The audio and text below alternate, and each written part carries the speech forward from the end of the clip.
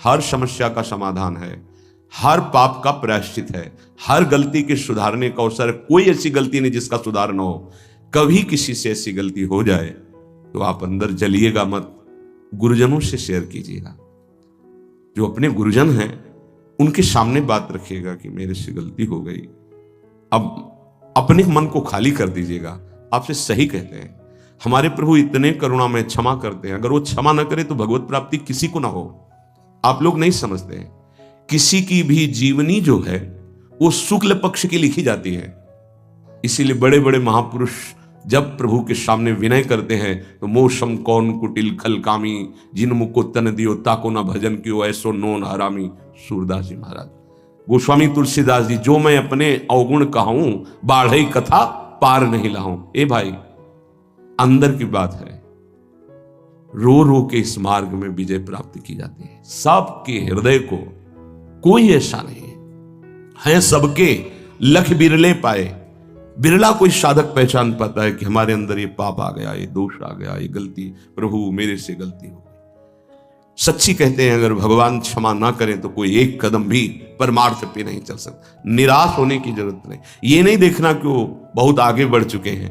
तुमसे सच्ची कहते हैं, हृदय की बात कहते हैं। जिससे तुम बहुत आगे बढ़ा हुआ और जानते हो भगवत कृपा से केवल है, केवल भगवत। वो भगवत कृपा आपके ऊपर नहीं हो सकती क्या? क्या आप महान नहीं बन सकते हैं क्या? महान के अंश हैं, महान के पुत्र हैं, आप भी महान बन सकते हैं। गलती हो गई, त्रुटि हो गई, उसके लिए रास्ता है, प्रायश्चित है, दंड विधान है, क्षमा विधान है। लेकिन शरीर को पूरा कर देना ये कोई विवेक नहीं रहा। कभी किसी उपासक से किसी के भी मन में कुछ भी ऐसा चल रहा हो कि वो तुम्हें जला रहा है, तुम निकल नहीं पा रहे हो, श्री जी से कहो, गुरुजनों से कहो, निकल जाओगे। अगर विवेक काम करे तो ध्यान ही मत दो उसकी तरफ, निकल जाओगे। ऐसा नहीं कि उसमें डूब जाओ, उसी चिंतन में डूब जाओ। इसीलिए हम कहते हैं, एक एकांत कमरे में रहकर साधना करता है, एक रोज सत्संग करता है, बड़ा अंतर होगा, बड़ा अंतर होगा। सत्संगी कलावान हो जाएगा। क्या युक्ति आ जाएगी बचने की, उसकी किस विकार से, किस भावना से कैसे बचा जाता है। और वो बहुत जरूरी है भजन में। अगर भजन में युक्ति नहीं तो मुक्ति होना बहुत कठिन है। इसलिए साधु संग किया जाता है कि उनके अनुभव, उनकी युक्तियां हमको विचारों से बचा सके। हमारे अंदर विचारों का जाल फेंका जाता है, जो मन बुद्धि है वो विचारों के जाल में हमको फंसाती है। हमें बचना है। थोड़ी सी चूक हमारे पूरे जीवन को नष्ट कर देती है। थोड़ा सा मनोरंजन हमारे जीवन को असमर्थ बना देता है। इसलिए समस्त साधकों से, उपासिकाओं से, सबसे, वो गृहस्थ हो या विरक्त हो, सबसे प्रार्थना है, एक बार हिम्मत करके निकल चलो। एक बार। हरि गुरु ऐसे कृपालु हैं कि आप जैसी आकांक्षा करोगे, जो इच्छा करी हो मन माही, हरि प्रसाद कछ दुर्लभ नाही। पर हम इच्छा त्यागने के लिए ही भगवत मार्ग का वर्ण किए हैं। इच्छाओं का शमन करके, दमन करके हम भगवत प्राप्ति करें। ये इच्छाएं कितनी भी पूर्ण की जाए कभी पूर्ण नहीं होती। ये दुष्ट मन कभी चैन से नहीं रहने देता। ये हर समय संकल्प विकल्प बनाते हुए सब प्राणियों को अधीन किए हुए है। बड़े भाग्यशाली हैं जो इसकी चाल को पहचान गए और गुरु प्रताप से प्राप्त नाम मंत्र के बल से इसकी चाल को नष्ट कर दिया। श्रीपाद कितनी सावधानी की बात कह रहे हैं। करणाभ्यरणा स्पर्शिणः, मेरे कान में भी ये शब्द नहीं पड़े। हे प्रियालाल, ऐसी कृपा करो कि मेरे कान में भी काम भोग की बातें ना पड़े। और जो मोबाइल में देखेंगे फिर कैसे चल पाएंगे। इसीलिए बहुत विचारणीय विषय है। सावधान। हम हृदय से पीड़ित होकर के कह रहे हैं कि आपके पास यदि वो स्मार्ट मोबाइल है और आपकी क्षमता ऐसी नहीं कि आप अपने मन को रोक सके, तो कृपया आप मोबाइल को चेंज कर लें, बदल लें। आपको आवश्यक है छोटा वाला रख लें, बड़ा वाला पारिवारिक जनों को दे दें या हटा दें। क्योंकि आज हमारी बुद्धि शुद्ध है, कल हमारी बुद्धि कुछ देखना चाहेगी। अगर हम देख लिए तो हमारा मनन बनेगा, मनन बनेगा तो फिर हम असहनीय हो जाएंगे, हम सहन नहीं कर पाएंगे। सहत सहत बाढ़े भगति ग्रहतन गुरु हितगार। सहन करने वाला भक्ति मार्ग में आगे बढ़ता है और टूट गया तो संसार में रह जाता है। इसलिए प्रायः साधक बहुत सावधान रहते हैं, पर ये असावधानी चूंकि स्वाभाविक सहज में हो जाएगी। हमारे पास रखा है ना मोबाइल, उन्होंने अपने उसमें लिखा कि मैं इस इंटरनेट और इस मोबाइल के कारण ऐसा, तो मुझे इस बात पर बहुत कल से विचार हुआ, मतलब बड़ा एक तो ये दुख हुआ कि ऐसा नहीं होना चाहिए था। उसके लिए समाधान है, हम ऐसा क्यों करें, मोबाइल को यमुना जी में फेंक दें, कसम खाएं, नियम लें कि मोबाइल रखेंगे ही नहीं। हमें लगता है 25-30 वर्ष से मोबाइल की रचना हुई, पहले तो नहीं थी। तो क्या पहले भारत में कोई जीवित नहीं था क्या मोबाइल के बिना? क्या कोई चल नहीं रहा था क्या मोबाइल के बिना? क्या कोई समस्याएं सबको घेर रही थी? हमें लगता है जब से ये बढ़ा तो समस्याएं बढ़ गई। क्या समस्या है? ना हम चैन से विश्राम कर सकते हैं, ना हम कहीं अपने हृदय को प्रभु की तरफ लगा सकते हैं। जहां एकांत हुआ उसी में लग गए, वो रील देख रहे हैं, गेम देख रहे हैं, सीरियल, अब तो पूरा सब उसी में संसार भरा हुआ है। बहुत सावधान। अपने नेत्रेंद्रिय, अपनी श्रवणेंद्रिय, वाकेंद्रिय, 3 साधना पे बहुत जोर विघ्न डालती हैं या सहयोग करती हैं। नेत्रेंद्रिय देखना, श्रवणेंद्रिय सुनना और वाकेंद्रिय बोलना, इन 3 का बहुत बड़ा योगदान है। श्रवण, कथन, दर्शन, ये अगर सही है तो साधना बढ़ जाएगी और दूषित है तो साधना नष्ट हो जाएगी। स्वाभाविक आप समझना, अगर हमारे पास विषय सामग्री है तो हम लाख कोशिश करें, मन को नहीं रोक सकते, वो विषय सामग्री में गिर ही जाएगा। नहीं नहीं नहीं नहीं हो गए, पक्का समझ लीजिए। मोबाइल में पूरे विश्व का विषय भरा हुआ है, अगर आप उसका सदुपयोग करें तो सत्संग भी है बड़े बड़े महापुरुषों के, लेकिन सदुपयोग करने की लालसा कम, दुरुपयोग करने की लालसा ज्यादा हमारे अंदर भरी हुई है। तो हमसे ऐसी चूक ना हो, अगर ऐसी चूक हो भी जाए तो आप निराश मत होना, प्रार्थना है आपसे, कुछ नहीं बिगड़ेगा। अगर अंतिम बन गया तो सब बन गया, आपको निराश नहीं होना है। आपको किसी महापुरुष से तत्काल निवेदन करना है, अपनी बात रखनी है, आनंदित हो जाओगे, कुछ नहीं बिगड़ा। अरे घोर वैश्यागामी, घोर पापाचारी को भगवत प्राप्ति हो सकती है, तो ये ऐसी कोई बात दिमाग में न लावे। भगवान के वचन है, अपिचेत सुदुराचारो भजते माम अनन्य भाग साधुरी समंतव्या सम्यक व्यवसिता। ऐसा सुदुराचारी माने सांगोपांग दुराचार करने वाला। शरीर को नष्ट कर देना ये कोई विवेक नहीं है, कोरी मूर्खता है। बहुत दुर्लभ मानव देह मिला है। अगर हमसे गलती हो जाती है तो हमारे प्रभु बहुत करुणामय है, वो क्षमा कर देंगे। लेकिन ये गलती, ये तो हमारे लिए क्षमा की कोई स्थान ही नहीं रह गया, कोई प्रार्थना ही नहीं रह गई। बिल्कुल कभी कोई निराश ना हो, किसी भी विषय में फंसा हो, किसी भी दोष में फंसा हो, किसी भी नाना प्रकार के प्रापंचिक प्रवृत्तियों में फंसाओ, घबराना नहीं, निराश मत होना। एक मार्ग है, अभी अवसर है, आप भगवत प्राप्ति कर सकते हैं, बिल्कुल प्रसन्न हो जाना। अगर आपको ऐसा कहीं आसपास कोई संत महात्मा, तो उनके समीप जाना, जो सुलझे हुए हों उनसे अपनी बात कहना, वो आपको संभाल लेंगे। या ऐसा ना हो तो प्रभु के श्री विग्रह के सामने रोना, वो संभाल लेंगे पक्का। निस्तात्मान श्रील वृंदावने ये का स्थान राधा पाद गान स्तुति। मैंने तो आत्मसमर्पण वृंदावन को कर दिया है, श्रीपाद कह रहे हैं। अब तो मेरे कान में राधा यश पड़े, जबान राधा यश गाए, नेत्र राधा रूप देखने के लिए व्याकुल रहे, पर करणाभ्यरणा स्पर्शनः, मेरे कान में कभी काम वासना की बात भी नहीं पहुंचनी चाहिए। हे प्रिया प्रीतम, ऐसी कृपा करो। तप्युस्त्रस्ताहा संगमात्रादिहस्ताहा, मेरे हृदय में कभी कामी पुरुषों का संग का राग न जागे, नहीं तो ये अति व्याकुल कर देगा। त्रस्ताहा, बड़ा त्रास देगा। बस मेरा हृदय प्रिया प्रीतम को समर्पित हो जाए, कानों से उनकी चर्चा सुने, जिह्वा से नाम जप करें। सत्संग जरूर होना चाहिए। अगर आपको कहीं सत्संग नहीं मिल रहा है तो आप स्वयं सत्संग करें। श्रीमद् भागवत पढ़ना, सत्संग करना, वाणी जी पढ़ना, सत्संग करना, कोई महापुरुषों के पास बैठ गए, बहुत जरूरी है। बिना संतों के चरणों की धूल में बैठे ये समस्या का समाधान ही नहीं होता है। गुरुजनों का भय ही हमको आगे बढ़ाता है। अगर गुरुजनों का भय, भगवान का भय, शास्त्र का भय ना हो तो मन को वश में करना बहुत कठिन है। इसीलिए हम निषेध करते हैं कि आप अपनी स्वतंत्रता को परतंत्रता में बदलिए। आप अपनी स्वतंत्रता गुरु जी को दे दीजिए और परतंत्रता स्वीकार के लिए, तो माया की परतंत्रता आप जीत जाएंगे। माया की परतंत्रता से आप छूट जाएंगे। विश्वास कीजिए। श्री भगवान कह रहे हैं अर्जुन जी से कि ये काम अज्ञानियों का नहीं, ज्ञानियों का नित्य बैरी है।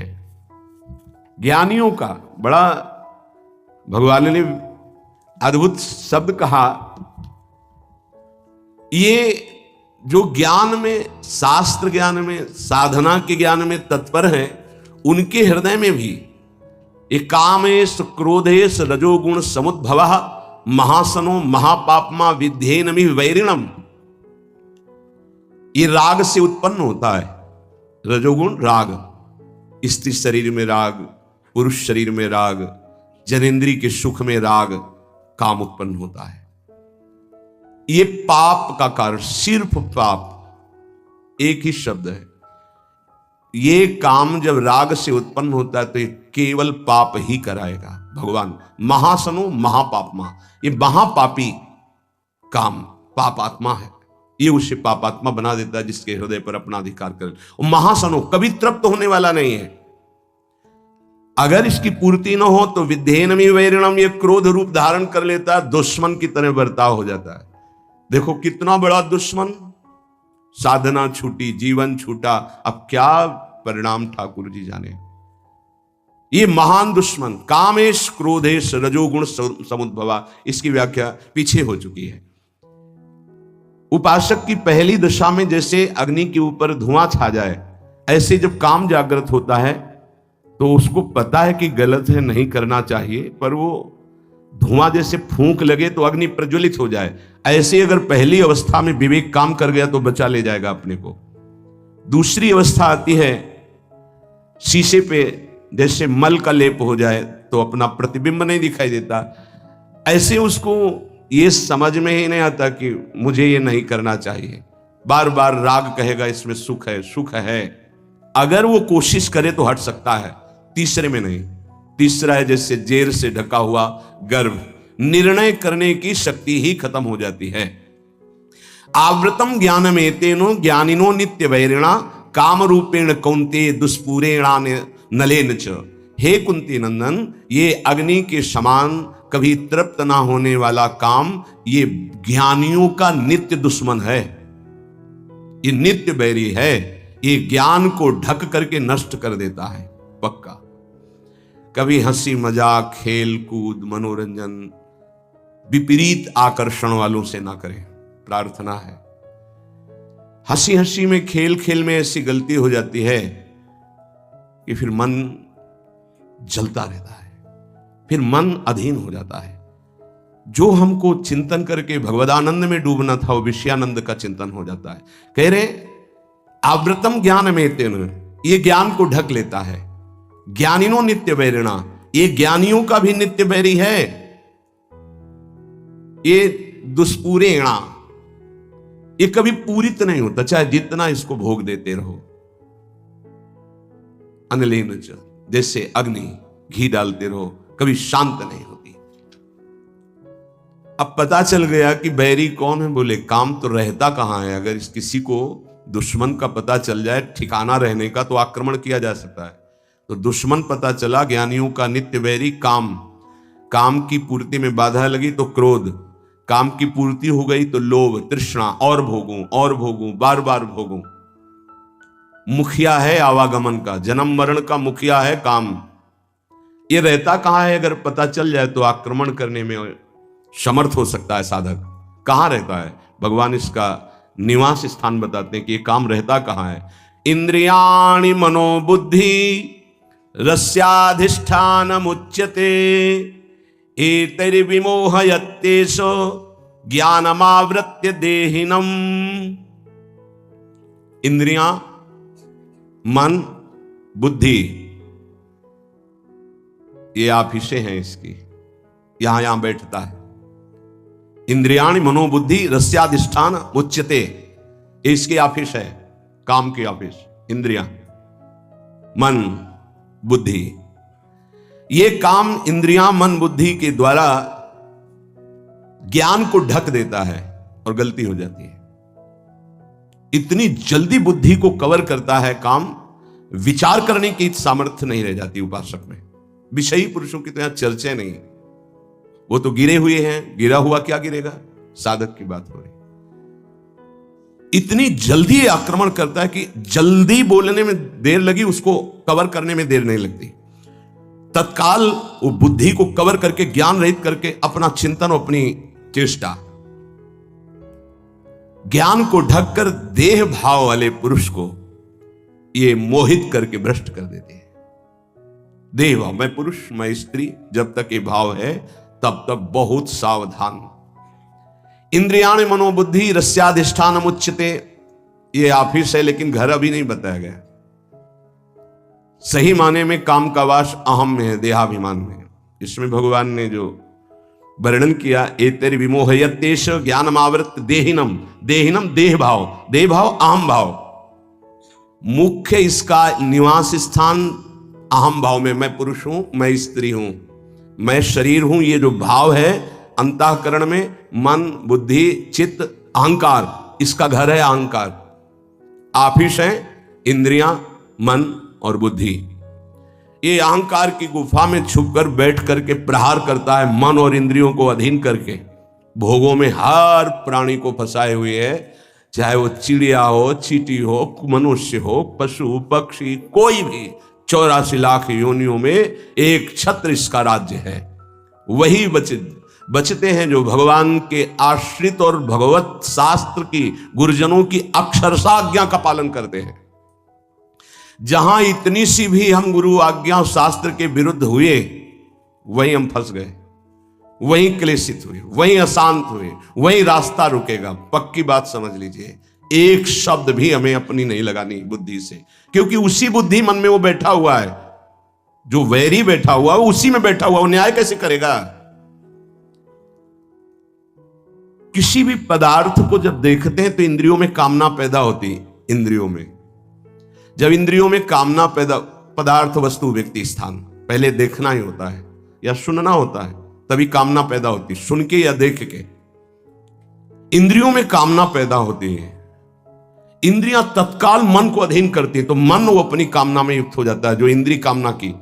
और मन ने बुद्धि को इतनी जल्दी पकड़ में लिया कि उसको विचार करने का अवसर न मिले, और देहाभिमानी जीव ये मान बैठा कि मैं भोगता हूं, मैं भोगूंगा, मैं देखूंगा, मैं सूंघूंगा, मैं छूंगा, मैं खाऊंगा। मरा।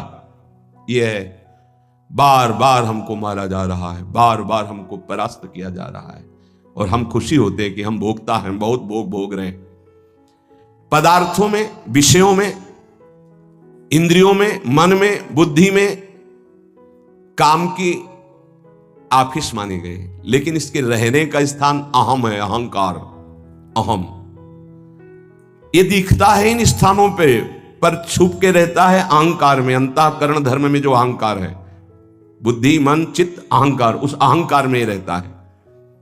समस्त क्रियाएं शरीर इंद्रियां मन और बुद्धि से होती हैं। ये चारों कर्म करने के साधन हैं। इनमें काम दिखाई देता है पर रहता अहम में है, इसीलिए मारना बड़ा मुश्किल हो जाता है। ध्यान दीजिए, हम इंद्रियों को, मन को, बुद्धि को तभी पवित्र रख सकते हैं जब हमारा अहम परिवर्तन हो। बड़ा खेल टेढ़ा है।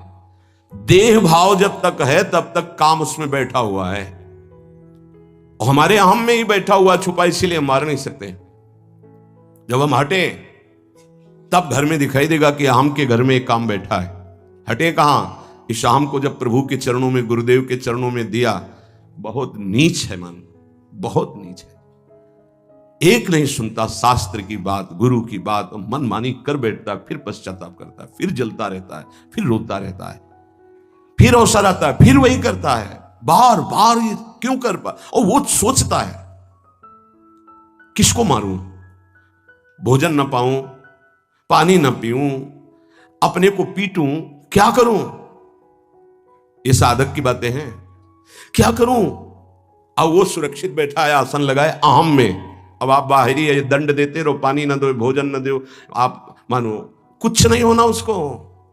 वो ऐसी जगह बैठा है अहम में, अवसर आते फिर क्या, फिर वो क्लेशित होता है। अब क्या करूं, क्या करूं, कौन, अच्छा 4 दिन उपवास कर लेता हूं। तो उपवास किया तो प्राण शुष्क हुए, लेकिन वो अहम में बैठा है। ये बहुत समझने का विषय।